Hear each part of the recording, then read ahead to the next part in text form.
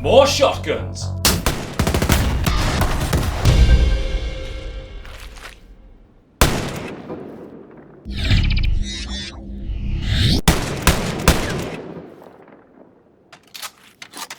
Wolfenstein Youngblood. The first 10 hours of firing these shotguns was infuriating nonsense. The second 10 hours of shooting these shotguns was excellent fun. Let's get into it.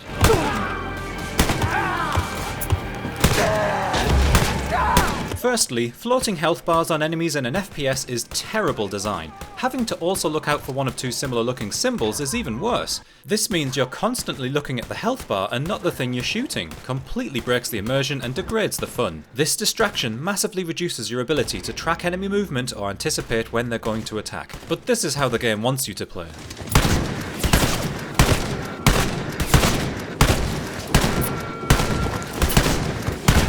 What was wrong with using an organic approach to this armour system anyway? Give the enemies distinctive armour plating or some neon colour coding? It was the 80s after all. They chose wrong. Yes, you can turn off the health bars in the menu. I played like that, but found it to be near impossible to track how much armour each enemy still has in any given moment, as the game doesn't give you any visual cues on the enemy models themselves. We needed full armour destructibility with easily visible glowing parts exposed underneath, for example. Hell, even a texture swap would do. Only then could you have some fun with these two ammo types.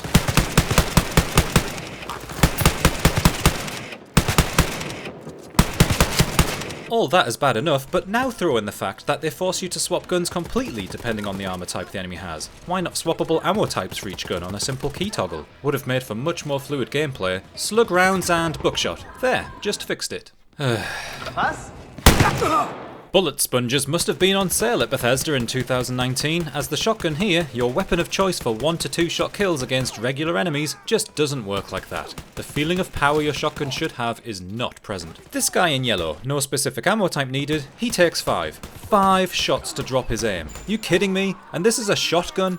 He then needs 2 more point blank shots to put down. It's like someone snuck a load of blanks into my magazine. Now check out these two heavies. I'm shooting the weak spots on the back of these at close range and it takes forever. 16 shots for that second one after his buddy explodes. Correct ammo type or not, that's terrible gameplay design. This is on normal difficulty too.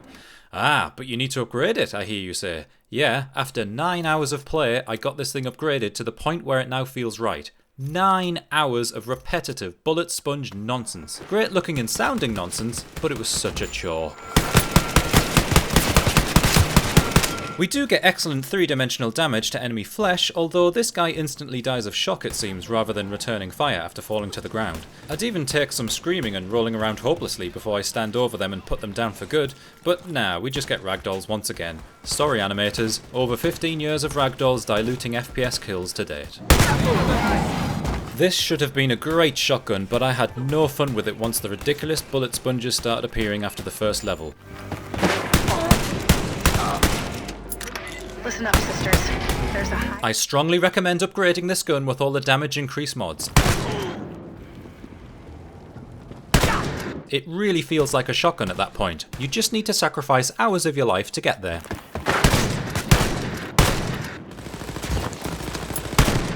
There are excellent impacts in this game, but just far too much bullet sponge stuff going on to give it top marks seen in previous Wolfenstein games.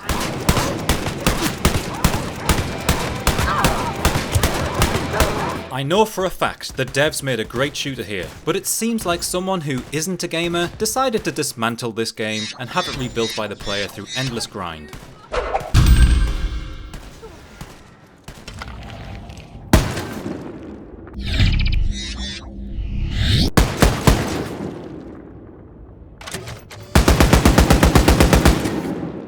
The Kugelhammer is a late addition requiring the most grind for perk points to even allow you to carry it around properly. I can only recommend going for the insane high rate of fire upgrades, which makes this one quite the spectacle.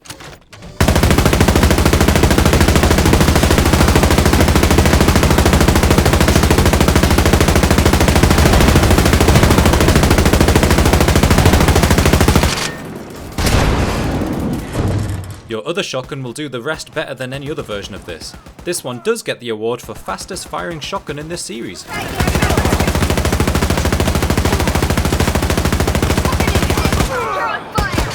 The lack of a reload animation is the only lost point here. Both of these shotguns are 10 hours of grind followed by 10 hours of fun. You decide if you have the time for that. I certainly wouldn't if not for the sake of making this video series.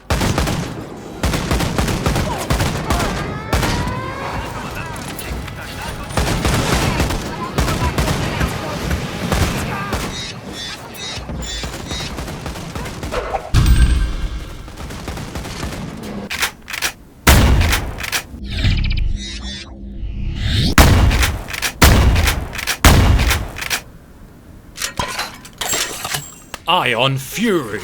Ion Fury's shotgun grenade launcher crossover is a delight. First off, it sounds excellent and every hit has real high-def punch to it. The sound of impact is brilliant. You know exactly when you've hit an enemy or smashed up the scenery. Extremely well done sound design here. The sound of your spent casings hitting the floor is magical too, complementing the crunching impacts on enemies and environments. The latter are particularly detailed and satisfying for a build engine game. The model looks good for a 2D sprite. Animation-wise, it's pretty good, firing carries a great sense of weight. The frames for firing and reloading do just enough and are timed very well to keep the action rolling along smoothly.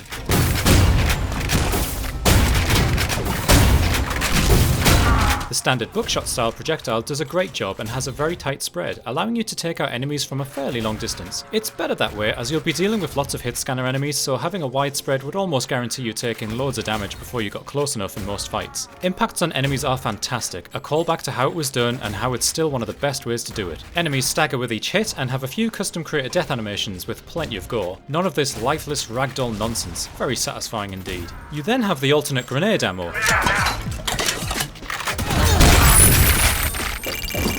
This technically changes the gun into a grenade launcher and should probably wait for a feature in any upcoming all FPS grenade launcher series along with Unreal's flat cannon. It blows stuff up and is good messy fun, but nothing amazing. I'd have preferred an instant alt fire that quick fires an underbarrel grenade launcher at any time. Really hard to find any criticism for this one though. It's a great shotgun and certainly a 2019 highlight. Solid 9 out of 10. I like the way you die.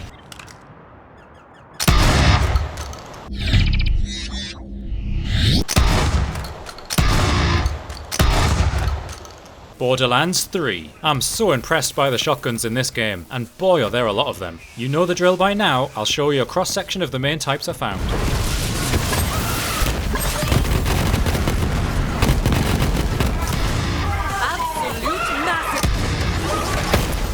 The gunplay is massively improved from previous installments. It all feels so much more weighty and impactful, with genuinely amazing special effects this time.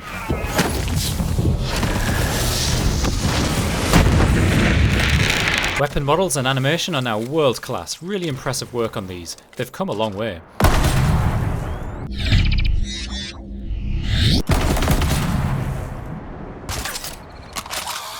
There's all sorts, single, double, triple barrels, burst fire modes, charge up shots, and all the elemental effects you know and love.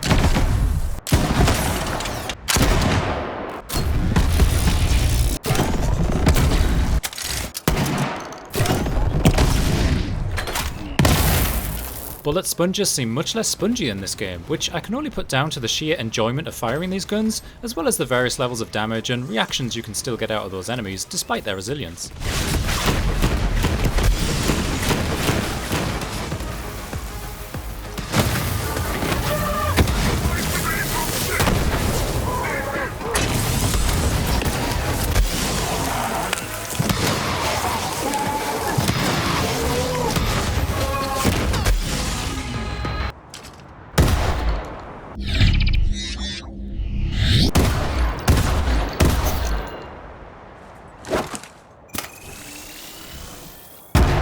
Now, them floating health bars are back, but the game's cartoony aesthetic and sheer volume of visuals thrown in your face at any one time means it's more acceptable in this kind of game.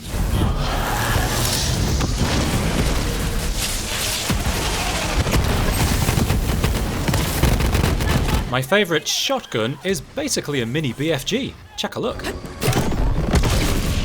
hope you're warmed up.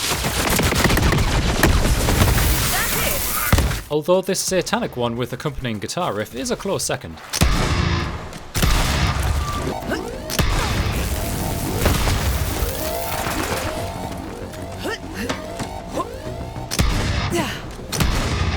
So, hats off to the developers, quite an evolution from the lowly original Borderlands release. Borderlands 3 is a shining star in this all FPS Shotgun series.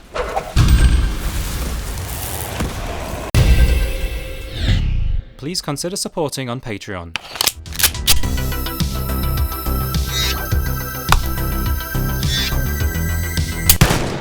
I love it.